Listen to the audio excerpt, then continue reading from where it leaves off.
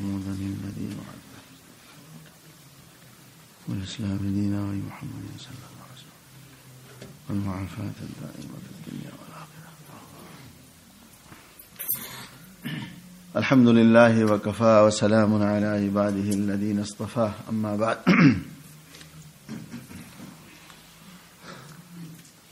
نبی پاک صلی اللہ علیہ وسلم کی سیرت کا ایک بڑا پہلو یہ ہے کہ آدمی حضرت نبی پاک صلی اللہ علیہ وسلم کے ارشادات کے سامنے، آپ کے حکموں کے سامنے سر جھکا دے. جو آپ نے فرما دیا بس وہ وہی ہے، اس میں ہماری کامیابی ہے. آدمی اپنے اکلے گھوڑے نہ دوڑائے. اس ملک کا رواج ہو چکا ہے نا، ہر چیز میں بھائی. آپ صلی اللہ علیہ وسلم تو خود عرش پر جا کر حق تعالی شانہ سے زیارت فرما کر آئے، وہاں سے احکامات لے کر آئے، جنت کو اپنی آنکھوں سے دیکھا، جہنم کو اپنی آنکھوں سے دیکھا، امیر اسلام سے ملاقات فرمائی. سارے حالات آپ کے سامنے ہیں. اس لیے آپ جو ارشاد فرما رہے ہیں وہ ہمارے لیے بہتر ہے، نافع ہیں، اور اسی میں حکمت بھی ہے. قرآن کریم نے ایک جگہ بہت صاف ارشاد فرما دیا، وما كان لمؤمن ولا مؤمنة اذا قضى الله ورسوله امرا ان يكون لهم الخيرة من امرهم. کیسا ارشاد فرمایا؟ جب اللہ پاک اور اللہ کے نبی صلی اللہ علیہ وسلم کوئی فیصلہ فرما دے، کسی مومن مرد کسی مومن عورت کے لیے جائز نہیں کہ اس کو نہ مانے، اپنا اختیار ختم کر دے. بس جو اللہ نے فرما دیا وہی ہے. اور یہ آیت اتری ہے ایسے معاملات میں جس میں شریعت نے آدمی کو اختیار دیا ہے. مثلا نکاح کرنا، نکاح میں بچی کو اختیار ہے. بچی راضی ہو وہاں نکاح کیا جائے، زبردستی نکاح نہ کیا جائے. آپ صلی اللہ علیہ وسلم نے تو بغیر بچی کی رضامندی کے جو نکاح کیا، بعد میں اس کو ختم کروا دیا کہ توڑ دو اس کو. بچی سے کہا جاؤ تم، چھوڑو، تمہارے باپ کا فیصلہ صحیح نہیں ہے، ختم کروا دیا. اتنا اہتمام فرمایا. تو بچی کی رضامندی بہت ضروری ہے نکاح میں.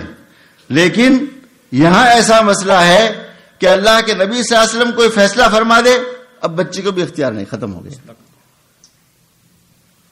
کیوں؟ آپ صلی اللہ علیہ وسلم تو باپ سے زیادہ شفیق ہے امت پر. کیا آپ کسی بچی کا برا سوچیں گے؟ حضرت زینب بنت جہش رضی اللہ تعالی عنہا نبی پاک صلی اللہ علیہ وسلم کی پھوپھیزاد بہن ہے، اور بعد میں آپ کے نکاح میں آئی، ازواج مطہرات میں ہماری ماں بنی. ان کا پہلے نکاح ہوا حضرت زید بن حارثہ رضی اللہ عنہ سے. اس نکاح کا پیغام آپ نے خود دیا، زینب میرا ارادہ ہے کہ زید سے نکاح کر لو. تو کہا حضور میں نہیں کرنا چاہتی، زید تو غلام ہے، آزاد. آپ نے ان کو بازار اوقات سے خریدا تھا، پھر آزاد فرمایا، پھر اپنا منہ بیٹا بنا لیا اپنا. اس لیے ان کو لوگ کہے زید بن محمد کہتے تھے رضی اللہ تعالیٰ عنہ. قرآن نے منافع ایسا نہ کہو، باپ کے ساتھ نسبت کرو بس. تو آپ نے ان کا نکاح فرمایا، ان سے پیغام دیا. کام نہیں مانتی میں. عورت کو اختیار ہے نا نکاح کرنے کا. میں عرب کے اعلیٰ خاندان سے ہوں، قریش سے نہیں تھی، بنو اسد سے تھی. اعلیٰ خاندان سے ہوں میں، اور یہ تو دنیاوی اعتبار سے عیب زدہ ہے. دنیا میں غلامیت اچھی بات نہیں ہے. یہ تو آزاد شدہ غلام ہے، میں ان سے اپنا نکاح کر لوں. تو اللہ پاک نے آیت اتار دی ہے. سنو، جب اللہ کے نبی کو فیصلہ کر دینا، کسی مومن مرد عورت کو اختیار نہیں ہے.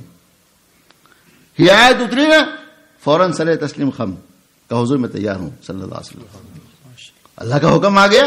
پہلے تو میرا اپنا ارادہ تھا، میں اپنے بارے میں سوچتی تھی کہ میرے نکاح مناسب نہیں ہے، مگر اللہ پاک نے فیصلہ فرما دیا اللہ کا نبی جو کہے وہی کرنا ہے. میں اپنے شوق کو ختم کرتی ہوں, اپنے ارادے کو ختم کرتی ہوں, حضور میں تیار ہوں صلی اللہ علیہ وسلم. نکاح فرما دیا. اللہ کی شان نکاح نبھا نہیں, یہ بھی اللہ کی شان ہے. نکاح ہو گیا, نکاح نبھا نہیں, طلاق ہوئی. اکثر اللہ پاک کی تقریر میں سب لکھا تھا کہ یہ حضرت زینب بھی ایک دن آپ صلی اللہ علیہ وسلم کے نکاح میں آئے گی, اور آئی. اور اس میں ایک بڑی حکمت یہ تھی کہ عرب کے لوگ ایسا سوچتے تھے زمانے جاہلیت میں کہ کوئی آدمی کسی کو اپنا بیٹا بنا لے, جو بیٹا نہ ہو منہ بیٹا بنا لے, تو اس کی بیوی سے آدمی نکاح نہیں کر سکتا. تو اللہ پاک کو اس حکم کو توڑنا تھا اور امت کو بتانا تھا. ایک تو زبانی حکم آ جاتا وہ بھی تھا, اور ایک آپ صلی اللہ علیہ وسلم خود عمل کر کے دکھلا دیتے, اس کا فرق اور تھا نا. نکاح سے وہاں طلاق ہوئی, طلاق کے بعد آپ کے نکاح میں آئی, اور یہ بھی عجیب و غریب شان سے آئی. آپ کا نکاح اللہ نے اوپر کروا دیا آسمان پر. وجنا کہا آپ کا نکاح دنیا میں نہیں ہوا, ان کا خود اللہ نے نکاح فرما دیا. آپ بغیر نکاح کے تشریف لے گئے. اسی لیے امام نووی رحمۃ اللہ لکھتے ہیں کہ حضرت زینب رضی اللہ عنہ کے نکاح میں آپ صلی اللہ علیہ وسلم نے سب سے بڑا ولیمہ فرمایا. وہ کتنا؟ ایک بکری. انداز لگاؤ, یہ بہت بڑا ولیمہ تھا اس زمانے کا. حالانکہ اس زمانے میں بکری لوگ جب گھر میں مہمان ذبح کر لیتے تھے. عرب کی مہمان نوازی ایسی تھی, تو مہمان آئے بکری ذبح کر لی. لیکن یہ سب سے بڑا ولیمہ آپ کا اتنا ہوا کہ آپ نے ایک بکری ذبح فرمائی اس نکاح میں. امام نووی فرماتے رحمۃ اللہ علیہ, اس بڑے ولیمے کی وجہ اور علت یہ سبب یہ تھا کہ یہ نکاح آسمان میں ہوا تھا. آپ نے اس خوشی میں ان کے ایک بڑا ولیمہ فرمایا. تو دیکھو اللہ پاک اور اللہ کا نبی جب کوئی فیصلہ فرما دے پھر ختم. آدمی اپنا اختیار ختم کر دے. ہم اپنے معاملات میں سوچیں, یہ ربیع الاول کا مہینہ ہے, آپ صلی اللہ علیہ وسلم کی تشریف آوری کا مہینہ ہے, اس میں ہمیں کیا سبق ہے؟ خوشی منا لے آدمی, خوشی منائے. وفات بھی آپ کی اسی مہینے میں ہوئی ہے صلی اللہ علیہ وسلم, مثال بھی آپ کا اسی مبارک مہینے میں ہوا ہے. اصل سبق یہ ہے کہ آدمی اپنی زندگی کو تبدیل کرے. حضرت جلیبیب رضی اللہ تعالیٰ عنہ صحابی رسول ہیں, اور کس شان کے صحابی, اللہ اکبر. جب وفات ہوئی نا تو آپ صلی اللہ علیہ وسلم میدان جہاد میں پہنچے, کہا جلیبیب نظر نہیں آتے, اور تو لاشیں نظر آ رہی ہے. صحابہ نے تلاش کیا, 6 کافروں کے درمیان میں پڑے تھے شہید ہو کر رضی اللہ تعالیٰ عنہ. تو آپ نے ان کو اپنے ہاتھوں پر اٹھایا, غسل نہیں, اس لیے کہ شہید تھے, شہید کا غسل نہیں ہوتا. آپ نے اپنے ہاتھوں میں اٹھایا اور اپنے ہاتھوں سے قبر میں خود رکھا. اور جب ہاتھوں اٹھایا نا, کوئی تختہ نہیں تھا, آپ کا ہاتھ مبارک میں تختہ تھا بس صرف جلیبیب کا. فرمایا جلیبیب مجھ سے ہے, میں جلیبیب سے ہوں, جلیبیب مجھ سے ہے, میں جلیبیب سے ہوں. 3 مرتبہ جلیبیب مجھ سے ہے, میں جلیبیب سے ہوں رضی اللہ تعالیٰ عنہ. اور اپنے ہاتھ سے قبر میں ان کو اتارا. اس شان کے صحابی ہے. آپ نے فرمایا جلیبیب فلاں قبیلے میں چلے جاؤ. انصار کے قبیلے کا نام لیا. حیات الصحابہ میں بھی ایک قصہ ہے, اور جا کے کہہ دو مجھے حضور نے بھیجا ہے صلی اللہ علیہ وسلم, مجھے آپ صلی اللہ علیہ وسلم نے بھیجا ہے کہ تمہارے خاندان سے میرا نکاح کروا دو کسی بچی سے. فرمایا حضور کا ارشاد ہے؟ کہا ہاں. کہا بالکل, آپ کا قاصد واپس نہیں جائے گا بلا مطلب پورا کیے ہوئے. کہا میں تو صرف پیغام لے کے گیا تھا پوچھنے کے لیے کہ میرا نکاح کا کوئی ترتیب بناؤ. کہا کہ اب یہاں نکاح ہو کر کے تم جاؤ گے بس. خاندان کی بچی کو تیار کیا اور اسی وقت نکاح کیا, نکاح کر کے بھیجا بغیر کسی مہر کے. کوئی گواہ بھی وہاں سے اپنے خاندانی کے گواہ بس. یہ واپس آئے نا بہت خوش. اللہ کے نبی صلی اللہ علیہ وسلم, عجیب بات ہے, آپ نے مجھے کہاں بھیجا؟ تو ایسا خاندان ہے جس سے مجھے کوئی تحقیق نہیں کی, نہ میرے کو حالات پوچھے, نہ کوئی مالی حالات پوچھے, بس حضور کا پیغامبر ہے صلی اللہ علیہ وسلم. فوراً نہ کچھ سے مہر مانگا. پھر آپ نے ان کا مہر کا بندوبست بھی کیا, ان کے ولیمے کا بندوبست بھی کیا. نکاح کا پیغام دیا حضور نے قدم. یہ قرآن کہہ رہا ہے جب اللہ کا نبی کوئی فیصلہ فرما دے کسی کے لیے کوئی اختیار نہیں. ایک اور حضرت ربی کا قصہ ہے رضی اللہ تعالیٰ عنہ. ان کو بھی آپ نے بھیجا, جاؤ انصار کے فلاں قبیلے میں جا کے پیغام دو. یہ گئے. 2-3 واقعات حدیث میں اس ضمن میں آئے ہیں کہ یہ آیت کہاں اتری ہے. سب کا خلاصہ یہ ہے, بعض مرتبہ گھر والوں نے قبول نہیں کیا کہ ہمیں منظور نہیں ہے.